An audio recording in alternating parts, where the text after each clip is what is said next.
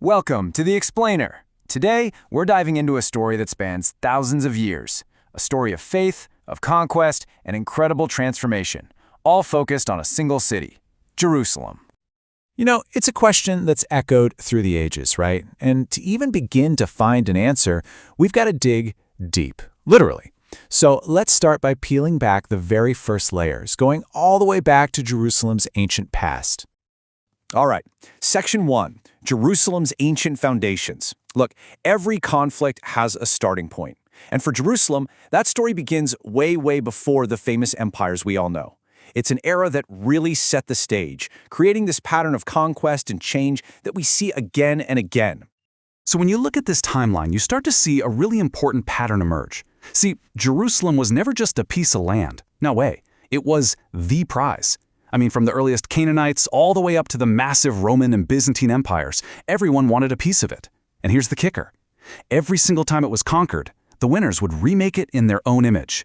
And that's how you get this incredibly dense, complex layering of history that we're still trying to understand today. And this quote, wow, it just cuts right to the heart of it, doesn't it? Let us not turn into a foreign city. That fear, the fear of Jerusalem losing its identity, that's not some modern thing. It shows that this struggle was happening way back then. It was never just about who owned the land. It was about the very soul of the city. A conflict that's literally woven into its foundations.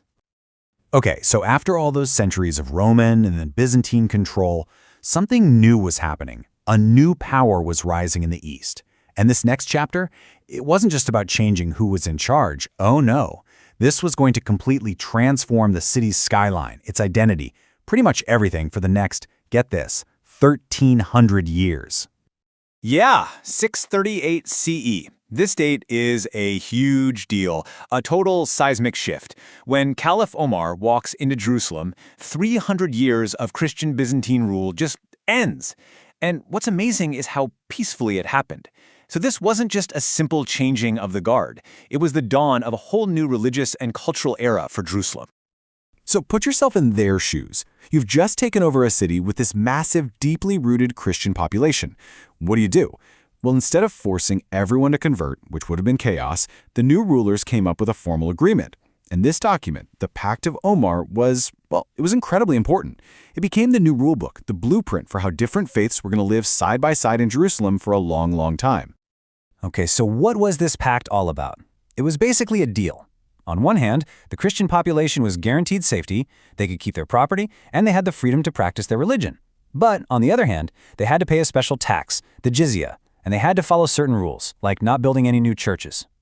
You can see it's a very pragmatic way to govern, right? It's this balance of tolerance and authority.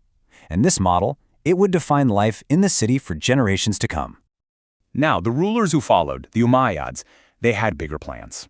It wasn't enough for them to just govern Jerusalem. No, they wanted to stamp their identity all over it. They totally got how powerful the city was, symbolically. So they kicked off this massive building campaign, one designed to make a statement on the city's skyline that nobody could possibly ignore.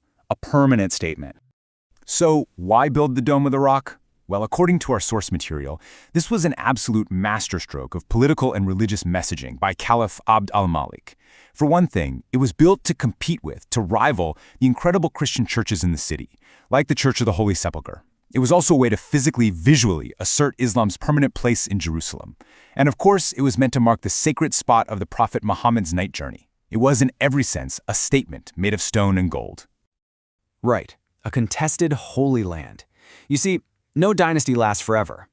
After the Umayyads, things started to fracture. Power became unstable. And this internal weakness, it created a huge opportunity, a temptation that a new force from very far away was about to act on. So for the next 300 years, think about that. Jerusalem was like a hot potato, passed between one competing Islamic dynasty and another, the Abbasids, the Fatimids, the Seljuks. And all this constant infighting wasn't just a local squabble. It weakened the whole region, leaving the Holy Land completely exposed, dangerously vulnerable to a new threat that was gathering its strength over in Europe. And now we come to the Crusader Kingdom. That vulnerability we just talked about, well, it was about to be exploited in one of the most violent chapters in the city's entire history. Because from across the sea, a new army was on the march. The First Crusade had begun.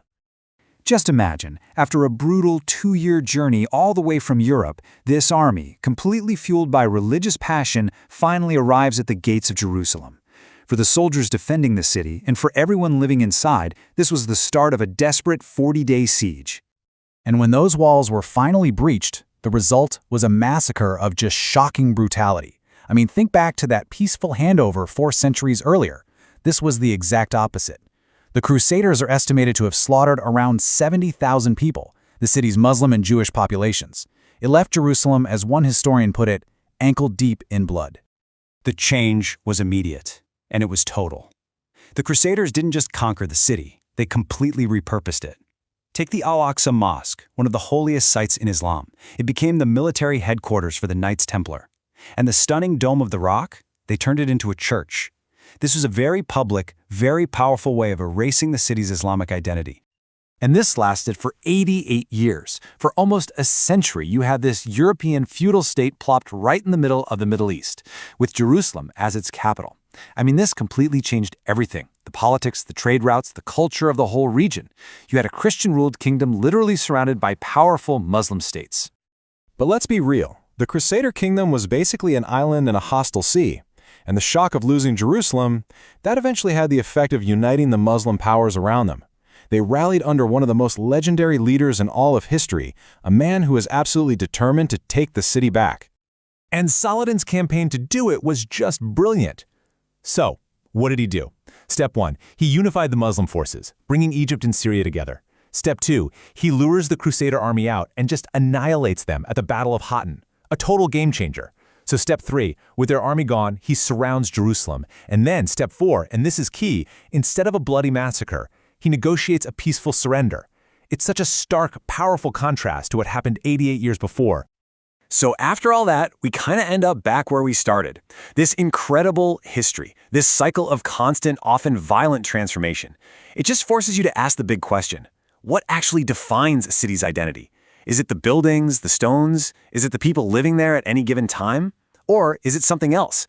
Is it the powerful, conflicting ideas that billions of people have projected onto its walls for millennia? The story of Jerusalem seems to tell us that maybe that battle for its identity is never really over.